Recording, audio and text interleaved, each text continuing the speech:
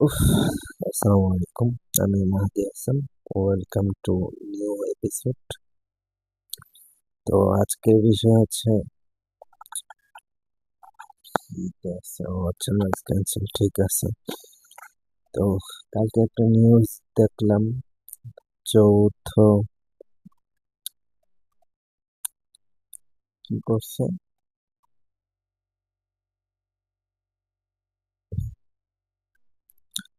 তো যাই হোক, বাংলা এডিশন আর ইলিয়াস হোসেন দুজনে মিলে একটা এপিসোড বানিয়েছিল।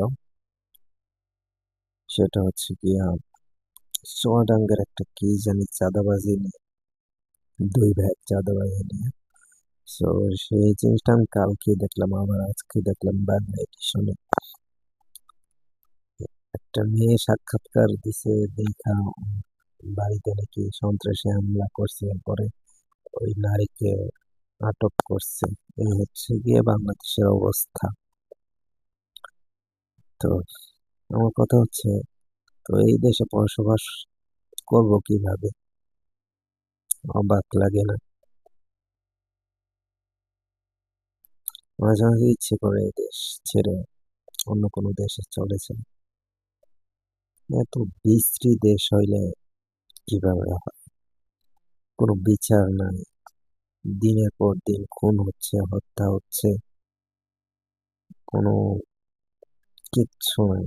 যার যেটা ইচ্ছা সেটাই করতেছে ক্ষমতার জোরে।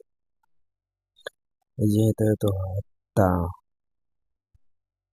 খুন, 2 দিন আগে করে নবমনা হলো, কোনো কিছু বিচার নেই। এভাবে চল, এভাবে একটা দেশ হয়তো চলতে পারে না। আল্লাহ আমাদেরকে বোঝার তৌফিক দান করুক, এবং আমাদের ন্যায় বিচার প্রতিষ্ঠা করার তৌফিক দান করুক।